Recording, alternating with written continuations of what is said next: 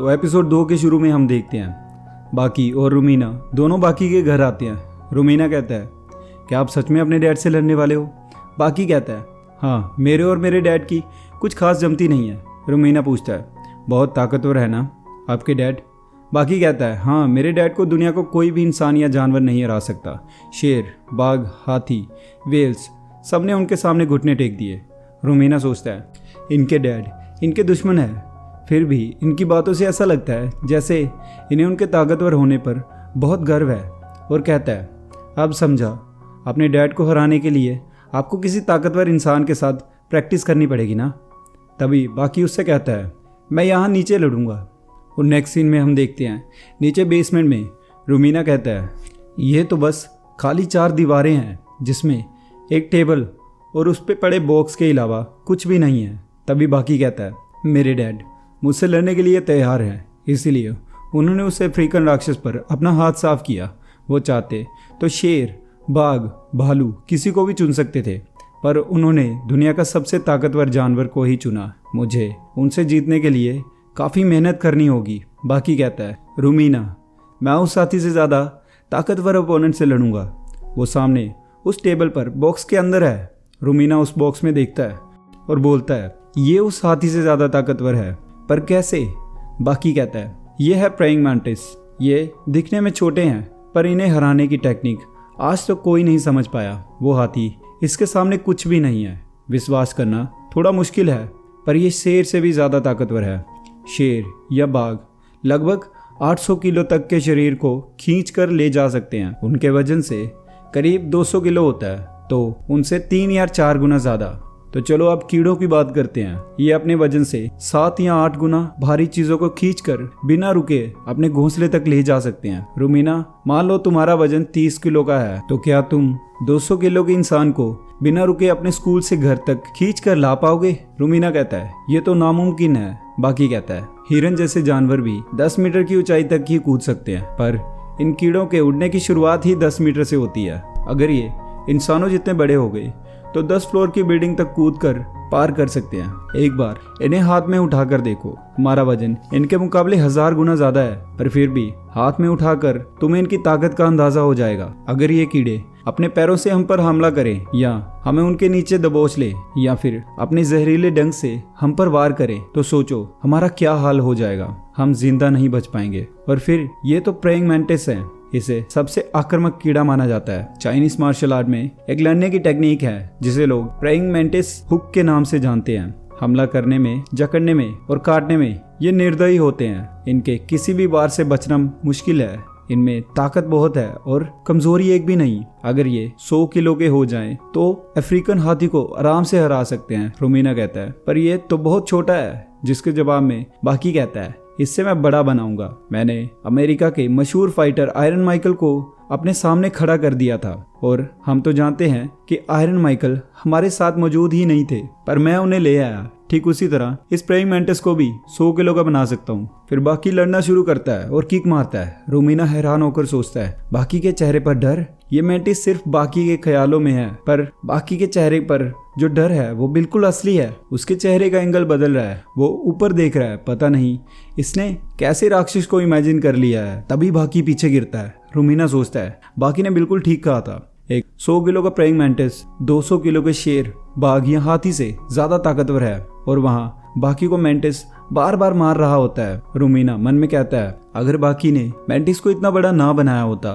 तो आसानी से जीत जाता। ये उसे एक बार में ही खत्म कर देता। क्यों अपने आप को इतनी तकलीफ दे रहा है? बाकी उससे लड़ने की पूरी कोशिश में लगा हुआ है। वो एक ऐसे मैंटिस से लड़ रहा है जो असल में है ही नहीं, वो सिर्फ उसके ख्यालों में है। मैं कोशिश कर रहा हूँ बस किसी तरह वो मुझे दिख जाए। मैं बाकी की हर चाल पर नजर रख रहा हूँ, पलके झपकाए बगैर। और फिर जैसे किसी होल्डर को देखकर आप अंदाजा लगा सकते हो कि उसमें कौन सा फोन आएगा। जैसे किसी बुक कवर को देखकर हम बुक की लंबाई और चौड़ाई का अंदाजा लगा सकते हैं, और किसी आधे पेंडेंट को देखकर हम बाकी के पेंडेंट का अंदाजा लगा सकते हैं, वैसे ही धीरे धीरे अंदाजा लग रहा है कि वो क्या इमेजिन कर रहा है। अभी कुछ देर पहले मुझे कुछ दिखाई नहीं दे रहा था, पर धीरे धीरे मेरी आंखों के सामने एक परछाई बन रही थी। बाकी जिस मैंटिस को इमेजिन कर रहा था वो लगभग 100 किलो से भी ज्यादा का था। ऐसा कीड़ा सच में अगर मेरे सामने आ जाए तो शायद मैं उसे देखते ही अपना दम तोड़ दूं।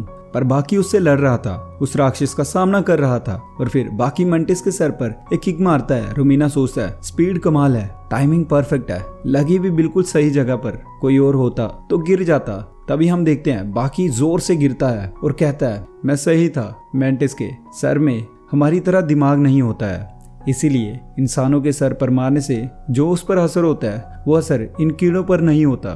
फिर बाकी पीछे से उसका गला दबोच लेता है और हैरान होकर सोचता है ये क्या कर रहा है, क्या ये मुझे देख रहा है? इसकी आंखें तो चारों तरफ घूमती है, इसने मुझे फिर से पकड़ लिया है, कितनी ताकत है इसमें। और खुद को छुड़ा लेता है और सोचता है आज मेरे सामने चाहे कोई भी आ जाए, इंसान, राक्षस या फिर कीड़ा, मैं हार नहीं मानने वाला हूँ। पूरी जिंदगी मैंने सिर्फ जीतना सीखा है, सिर्फ जीतना। और पूरी जान लगा देता है प्रेइंग मेंटिस को हराने में। मेंटिस बाकी को दीवार पर जोर से फेंकता है, बाकी के सर से खून निकल रहा होता है। रोमिना सोचता है अब तो हद पार हो गई है, ये उससे लड़ना बंद क्यों नहीं कर देता। आप इमेजिन करके अपने ओपोनेंट को चाहे कितना भी ताकतवर बना लो, सच तो ये है कि आप सिर्फ अपने आप से लड़ रहे हो। एक खाली कमरे में लड़ना, वो भी उससे जो असल में है ही नहीं। ऐसे तो लड़ाई कभी खत्म ही नहीं होगी, यहाँ कोई असली मैच तो नहीं चल रहा। फिर बाकी को खामखा इस लड़ाई को इतना आगे ले जाने की क्या जरूरत है। और जोर से बोलता है बाकी अब बस भी करो, बहुत हो गया ये सब, खुद को इतनी चोट पहुंचाना बंद करो, अपनी हालत तो देखो। और मन में सोचता है ये सुन क्यों नहीं रहा, इससे बाहरी दुनिया का कोई फर्क नहीं पड़ रहा, ये सच में अपनी इमेजिनेशन में खो गया है। और दूसरी ओर बाकी सोचता है मुझे लगा ही था इस राक्षस की नजरों से बचना नामुमकिन है, ये 360 डिग्री देख सकता है, मतलब इस कमरे के चप्पे चप्पे पर इसकी नजर है। मैं भाग कर जाऊंगा भी कहाँ? भागना? क्या मैं यहाँ भागने आया हूँ? अगर मैं उनके सामने भाग निकला तो ये दुनिया मुझे भगोड़ा कहेगी, कभी नहीं। मुझे इसे हराने की एक नई टेक्निक ढूंढनी पड़ेगी।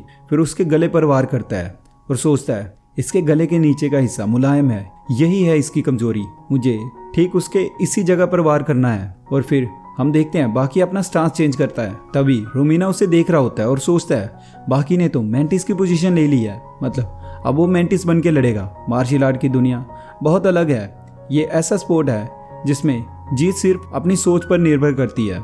क्या आप जानते हैं मार्शल आर्ट में और बाकी के स्पोर्ट में क्या अलग है? वो ये है कि कौन है सबसे ज्यादा ताकतवर। आप किसी बेसबॉल प्लेयर को बास्केटबॉल प्लेयर के खिलाफ लड़ते नहीं देखेंगे, पर मार्शल आर्ट में ऐसा नहीं है। जरूरी नहीं है जो मार्शल आर्ट की स्टाइल आपने सीखी है वही स्टाइल आपके ओपोनेंट की भी हो। जानवरों के साथ भी लड़ने का तरीका अलग है।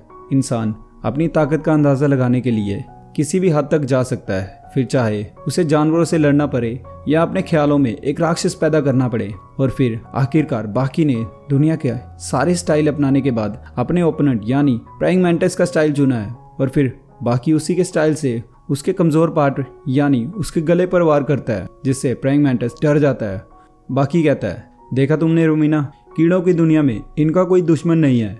जिंदगी में पहली बार ये खुद पर हमला होते हुए देख रहे हैं। मैं मानता हूँ इनकी अटैक करने की टेक्निक अच्छी है, पर ये डिफेंस में बहुत बुरे हैं। और फिर जैसे ही बाकी उसके पास जाकर उस पर अटैक करने जाता है, मेंटिस उस पर हमला करता है। बाकी कहता है अब मुझे सब समझ आ रहा है, मुझे लगा था ये परफेक्ट फाइटर है जिसका डिफेंस तोड़ना नामुमकिन है।